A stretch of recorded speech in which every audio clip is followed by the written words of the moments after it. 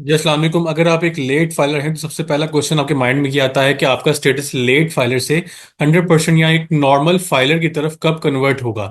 और दूसरी चीज आपके माइंड में ये आ सकती है कि जो नया लॉ पास हुआ है, न्यू लॉ जो अमेंडमेंट का आया था, उसमें नई टर्म इंट्रोड्यूस करवाई गई थी एलिजिबल और इन एलिजिबल पर्सन की। उसके बाद कहा यह जा रहा था जो लेट फाइलर है वो लॉ में अब एग्जिस्ट नहीं करता। इन दो चीजों के ऊपर आज हम डिस्कशन करेंगे। पहली चीज ये है कि आपका स्टेटस लेट फाइलर से फाइलर कब कन्वर्ट होगा। सेकंड, हम ये डिस्कस करेंगे जो लेट फाइलर है उसका नए लॉ में क्या स्टेटस एग्जिस्ट करता है, क्या वो अभी भी लेट फाइलर समझा जाएगा या उसको नॉन फाइलर या फाइलर कैटेगरी में ट्रीट किया जाएगा। स्टार्ट करते हैं वीडियो को। जैसे आप सबको पता है कि फाइनेंस एक्ट 2024 में ये नई टर्म इंट्रोड्यूस करवाई गई थी लेट फाइलर की। लेट फाइलर का जो इम्पैक्ट है वो सिर्फ प्रॉपर्टी की ट्रांजेक्शन के ऊपर अप्लाई होता था कि आपकी जो प्रॉपर्टी के टैक्स के रेट्स हैं विद होल्डिंग की, जैसे 236 के का आपका टैक्स है परचेज का, और 236 सी का टैक्स है आपका सेल के ऊपर जो आप पे कर रहे होते हैं। अगर आप एक फाइलर हैं तो फिर इस कैटेगरी में आपको मिनिमम स्लैब रेट 3% का अप्लाई होता है। इसी तरह अगर आप एक लेट फाइलर हैं तो फिर ये टैक्स 2 टाइम्स बढ़ जाता है, मतलब ये 6% तक चला जाता है। और नॉन फाइलर केस में ये 9% पे जा रहा होता है। यहाँ पे आपकी 3% की एक तरह से सेविंग होती है। लेकिन ये दूसरी तरफ देखा जाए तो नए लॉ के बाद अब आपको 3% का एक्स्ट्रा टैक्स पे करना पड़ रहा था फाइनेंस एक्ट 2024 के आने के बाद। सेम केस 236 सी के साथ था, इसमें भी यही स्लैब रेट्स आपके अप्लाई हो रहे थे।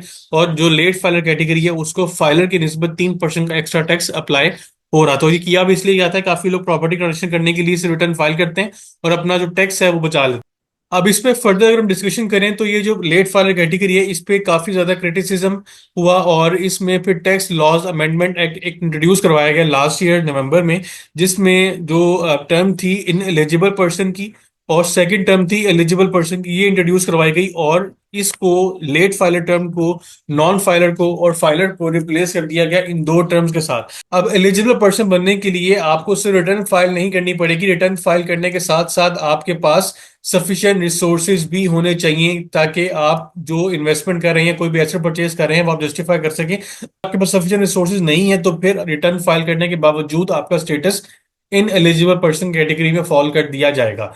इसी तरह अब एक चीज माइंड में ये आती है कि जो लोग पिछले साल लेट फाइलर थे वो अभी भी टैक्स लॉस अमेंडमेंट आने के बाद भी लेट फाइलर कैटेगरी में शामिल है। इसकी एक एग्जांपल मैं आपको दिखा देता हूँ। मैंने यहाँ पे सीएनआई सर्च किया है और इसका स्टेटस आप देखें तो यहाँ पे इस ब्रैकेट में लिखा हुआ है लेट फाइलर। ये आज की डेट का स्टेटस है 2 मार्च 2025 का।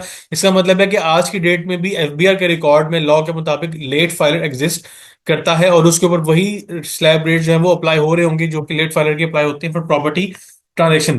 तो नेक्स्ट क्वेश्चन यहाँ पे ये आता है कि जो टैक्स लॉज अमेंडमेंट 2024 इंट्रोड्यूस करवाए गए उसका क्या रूल है। आप सबको याद होगा कि हमने इसके ऊपर डिस्कशन की थी कि जो फाइनेंस रेवेन्यू डिवीजन है मिनिस्ट्री ऑफ फाइनेंस की, उसमें इसके ऊपर एक क्वेश्चन मार्क लगाया गया कि एफबीआर के पास कोई ऐसा सिस्टम मौजूद नहीं है जिसके थ्रू वो मॉनिटर कर सके या जितनी भी चीजें हैं वो उसको जस्टिफाई कर सके, अपने सिस्टम के थ्रू गुजार सके to check the status of person कि वो इनएलिजिबल है या एलिजिबल है, या फिर अगर उस सफिशिएंट रिसोर्सेज बताने हैं तो उसका कोई फॉर्मेट एफबीआर ने डिफाइन नहीं किया था। इस वजह से ये जितने भी अमेंडमेंट्स थी ये फाइनेंस डिवीजन ने होल्ड पे कर दी थी और इसके बाद ही कहा था एफबीआर को कि वो पहले अपने सिस्टम को बेहतर करें, उसके बाद हम इन टैक्स लॉज अमेंडमेंट के ऊपर फर्दर डिस्कशन करेंगे और इसको फिर लाइव कर रहे होंगे। लेकिन तब तक ये डिस्कशन ऑन होल्ड है और लेट फाइलर का स्टेटस अभी तक बरकरार है लॉ के अंदर, इसमें कोई चेंज नहीं आया। तो अगला जो एक क्वेश्चन है कि आपका स्टेटस अगर अभी एक लेट फाइलर है तो आप फाइलर कब बन सकते हैं।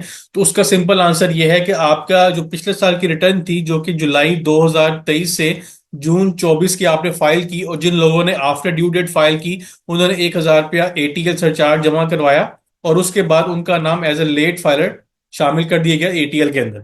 अब आप अगर अगला फाइनेंशियल ईयर जो कि अभी करंट हमारा चल रहा है जो है जुलाई 24 से जून 25 पे जाके वो खत्म होगा, इसकी जो डेडलाइन है एज पर लॉ वो 30 सितंबर 2025 होगी।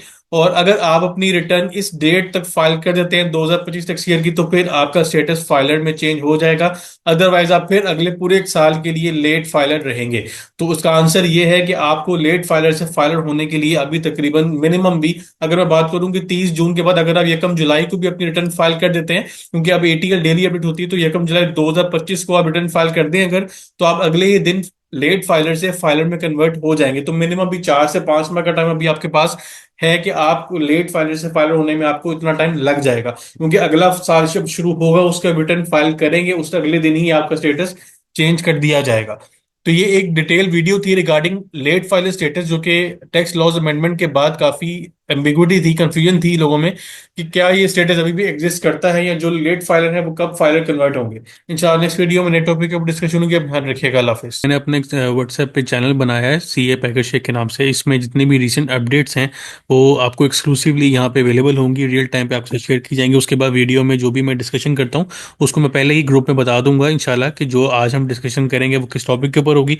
उसके अलावा जो भी नई अपडेट्स आएंगी वो इस चैनल के ऊपर आपको उसके लिंक्स या डॉक्यूमेंट्स आपको अवेलेबल होंगे। तो आपसे रिक्वेस्ट है, मैंने लिंक इस चैनल का डिस्क्रिप्शन में ऐड कर दिया, आप उसको जाकर फॉलो करें ताकि आप रिसेंट अपडेट्स के साथ इन टाइम अपडेटेड रहें।